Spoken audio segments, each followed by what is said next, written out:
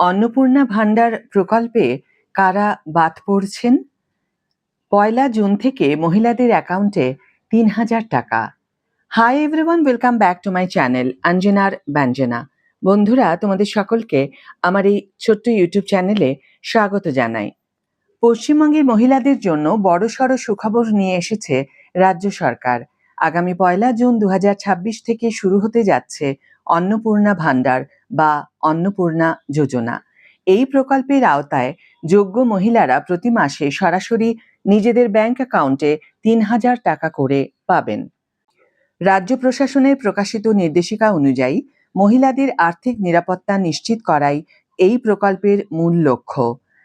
তবে সব বয়সের মহিলারা এই সুবিধা পাবেন না। পশ্চিমবঙ্গে স্থায়ী বাসিন্দা হতে হবে এবং আবেদনকারীর বয়স ২৫ থেকে ৬০ বছরের মধ্যে থাকতে হবে। যারা বর্তমানে লক্ষ্মীর ভান্ডার প্রকল্পের সুবিধা পাচ্ছেন তাদের জন্য সুখবর হলো, আলাদা করে কোনো দুশ্চিন্তার কারণ নেই। সরকার জানিয়েছে, লক্ষ্মীর ভান্ডার প্রাপকরা স্বয়ংক্রিয়ভাবেই অন্নপূর্ণা যোজনার আওতায় চলে আসবেন। তবে মনে রাখতে হবে, এই স্থানান্তরের অর্থই যে সবাই টাকা পাবেন এমনটা নয়।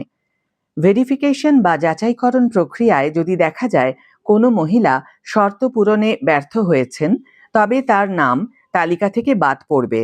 গ্রামীণ এলাকায় বিডিও এবং শহরের ক্ষেত্রে এসডিও এই তালিকা যাচাই করবেন। এখন প্রশ্ন হলো, কারা তাহলে এই ৩,০০০ টাকা পাবেন না? নতুন বিজ্ঞপ্তিতে স্পষ্ট বলা হয়েছে, আয়করদাতা বা ইনকাম ট্যাক্স পেয়াররা এই প্রকল্পের সুবিধা পাবেন না। এছাড়া সরকারি চাকরিজীবী বা পেনশনভোগীরাও এর আওতার বাইরে থাকবেন। সরকারি সংস্থা, পঞ্চায়েত, মিউনিসিপ্যালিটি এবং সরকারি শিক্ষা প্রতিষ্ঠানের শিক্ষক ও অশিক্ষা কর্মীরাও এই সুবিধার জন্য যোগ্য বলে বিবেচিত হবেন না। ভোটার লিস্ট ভেরিফিকেশনের সময় যারা বাড়িতে ছিলেন না এবং যাদের নাম ASDD অর্থাৎ অ্যাবসেন্টি, শিফটেড, ডিলিটেড বা ডেড এই তালিকায় রয়েছে, তারা এই প্রকল্পের সুবিধা থেকে বঞ্চিত থাকবেন। পাশাপাশি কোনো আবেদন যদি বর্তমানে ট্রাইব্যুনালে বিচারাধীন থাকে, তবে সেটি নিষ্পত্তি না হওয়া পর্যন্ত অপেক্ষা করতে হবে। টাকা পাওয়ার ক্ষেত্রে ব্যাংক সংক্রান্ত ৩টি বিষয় মাথায় রাখা জরুরি। প্রথমত, অ্যাকাউন্টটি অবশ্যই আবেদনকারীর নিজের নামে হতে হবে। দ্বিতীয়ত, অ্যাকাউন্টের সঙ্গে আধার কার্ড লিঙ্ক থাকা বাধ্যতামূলক। সবশেষে, ব্যাংকে ডিবিটি অপশনটি সক্রিয় থাকতে হবে।